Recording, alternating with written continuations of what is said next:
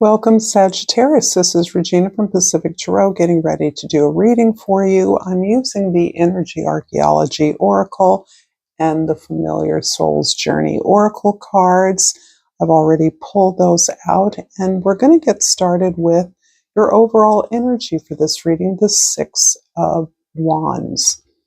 This shows me that you're working hard as part of a community, as part of a team. You are a reasonable and responsible member of a group effort, and you do your part with a lot of integrity, a lot of skill, and a lot of success and victory. Your success at completing your tasks in such a thorough, competent way is elevating the success of the group or the team or the project in some way that earns you the respect of your peers, of your co-workers. And this is something that is unexpected for you. You are leading as a peer among others, as a collaborator. You're showing others how to collaborate responsibly as part of a team of equals. This is really a powerful message a powerful energy I'm getting for you, Sagittarius. Coming from a general place of hunkering down, really staying in your zone, in your lane, trying your best to be as creative as possible, as grateful as possible with where you are in your life. I'm going to read the informing book from the Energy Archaeology Guidebook. This particular card lists the left orbital socket. That's the space where your eyeball fits in, as something that may be relevant to healers, naturopaths, doctors, any of you that do body work. And perhaps you can even share some of what you know about that with in the comment section. That would be greatly appreciated. And turning the book right side up, in balance, the keywords for this card are illuminating, sincere, and love. Out of balance, the keywords are obscure, deceptive, and fear. Your informing pathway is always sensing for information that you cannot physically see. It is concerned with what is beyond the physical sense, what lies behind what your eye and brain perceive. The pathway is not concerned with the literal words, actions, resources, beliefs, systems, or structures in the world. It is concerned with the energy underlying them. Is it expansive or contracting? Is it based in fear or love? Is it limiting or expanding your connection to higher frequencies and energy fields? Two people can feel into the same circumstance and come up with a different answer to these questions. Your job is to honor your alignment and allow others to honor theirs. You know in your bones that you are a powerful creator, but you live in a world that can both affirm and deny that power.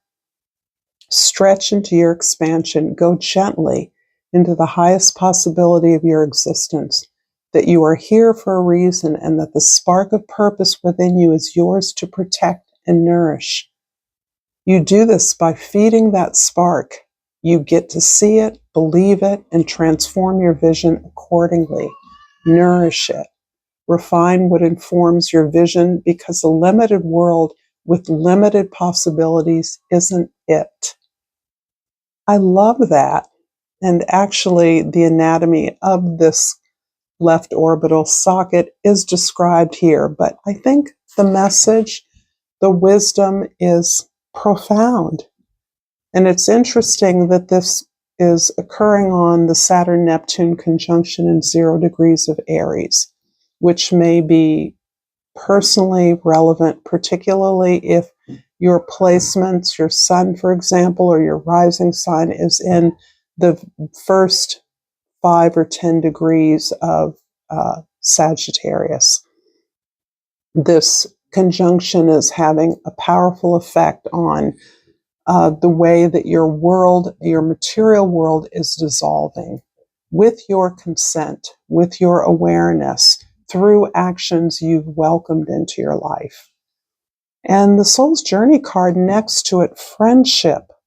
I understand that a friend is in my life for a reason. This is so perfect in a way. This is talking about the desire for connection. And the sense here I'm feeling is that many of you have retreated or pulled in from many of your connections. Not because there isn't a sense of love or support, precisely because there is a sense of love and support from a friend or within a circle of friendships or loved ones. You know that you can take space and that is supported and appreciated, even protected by true friends. And so the way that you're connected, perhaps the way that you may scrutinize many of the relationships that seem to exist solely on the basis of some deep connection for no external reason, is being validated here as purposeful.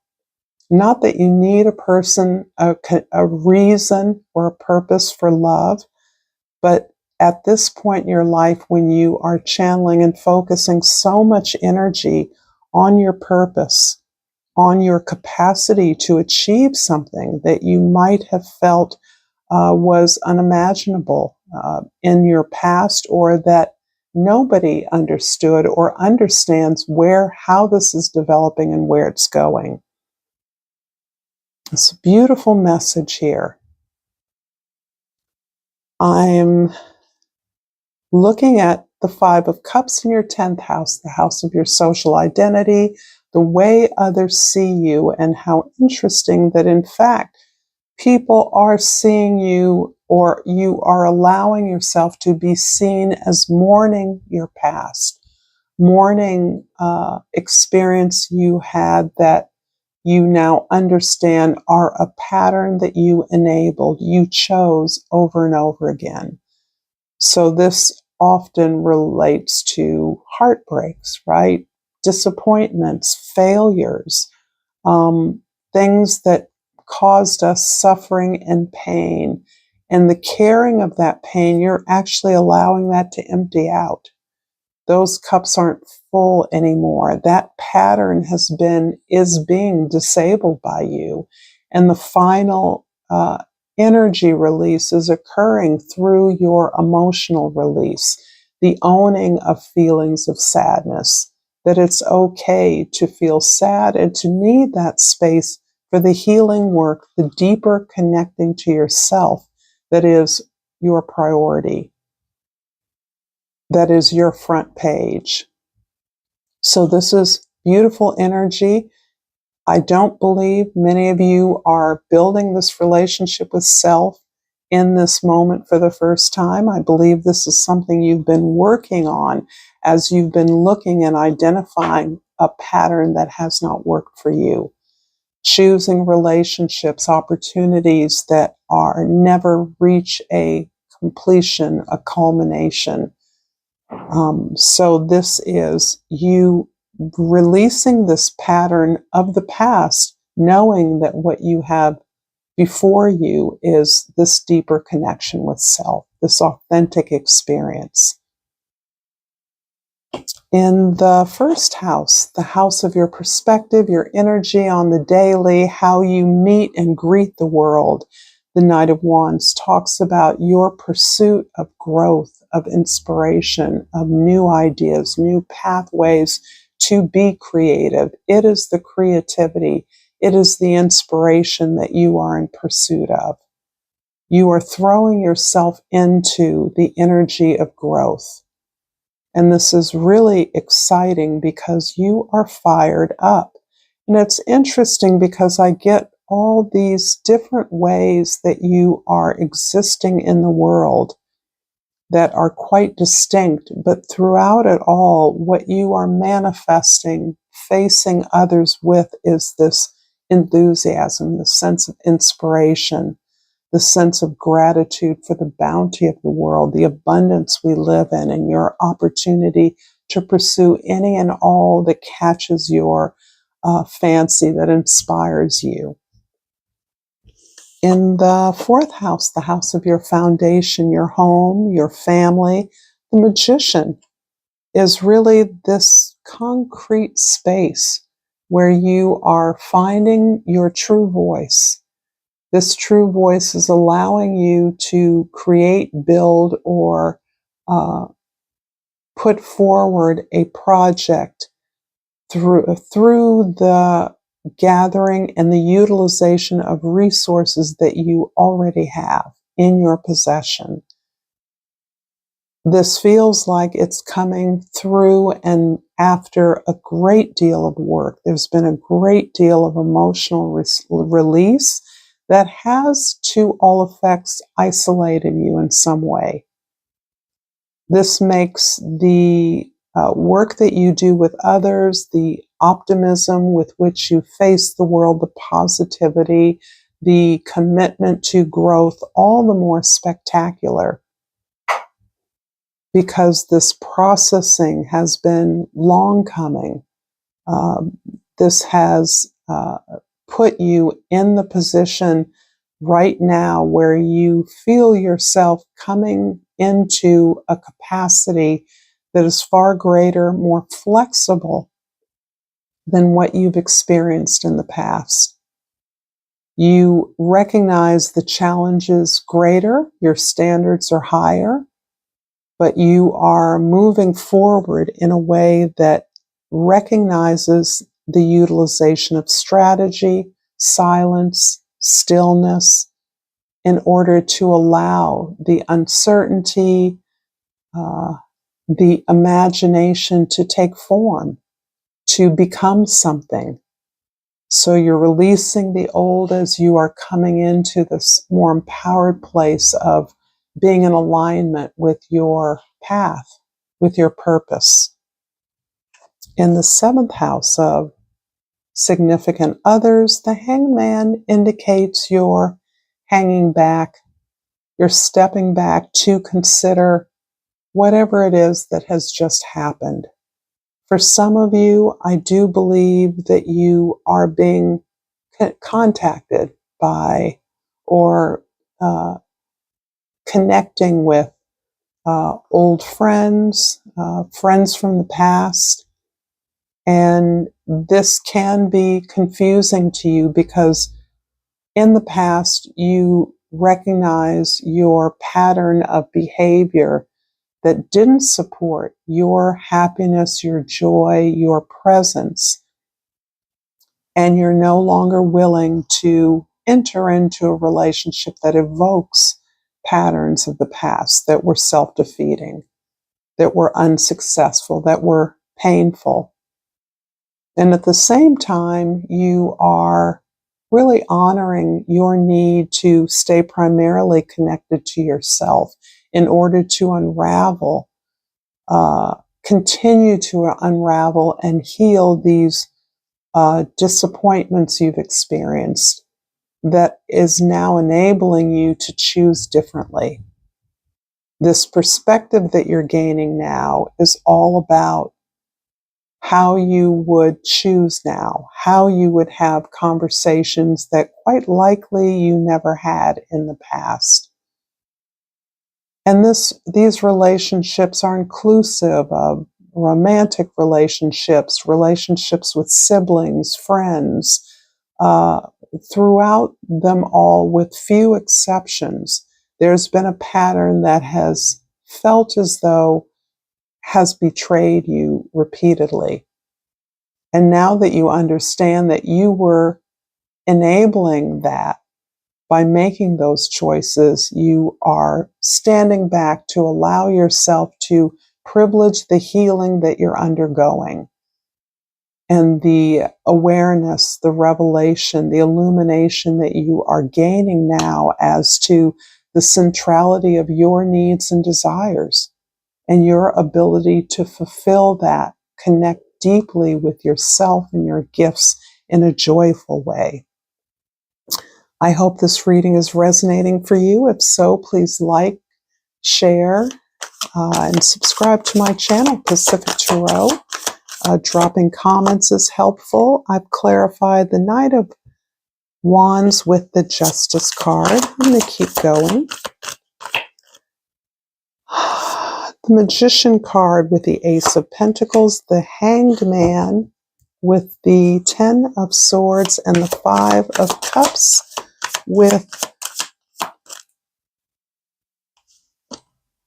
the Ten of Pentacles. Okay, we have two tens. Tens are transitions. It's almost, in this regard, it feels as though the tens are part of a two-way street that's occurring. And I'm clarifying that by looking at the Saturn-Neptune conjunction occurring on this day. The balancing that you're doing between structure in your life and between the open, creative imagination and possibility that you have worked towards steadily, that you have balanced out within yourself so that you are prepared, you're open, you can receive this change, this justice, this equity in a way that feels inspirational to you, a way that motivates you to build something that is palpable in your 3D world. The security and stability that you desire is something you have already earned, and you are taking the steps to open yourself up to the opportunities that are in front of you. It's interesting because many of you are working from home, if not in your home as your working basis. This is the portal of your abundance, the portal of prosperity for you. Your home is engaged in that, your domestic environment. It can be a studio or an office that you have in your physical space. It can be the grounds around you. But your domestic environment is the basis of this opportunity for financial growth, security, stability. This is part of the manifesting of a project or an expression that you now recognize is deeply connected up with material reward, with stabilizing your community, your home base. This can be a new home. This can be a new location that becomes the basis of home base. This is beautiful. In the 7th house, the Hanged One is clarified by the Ten of Swords. Yeah, I really like this combination because I do see this experience of releasing the past has given you much cause for pause. You understand the depth of relationships, the length of experiences that have been disappointing, the pattern in your life that may have extended for decades for some of you, depending on where you're at in life, is something that you are now not just understanding, but actually ending.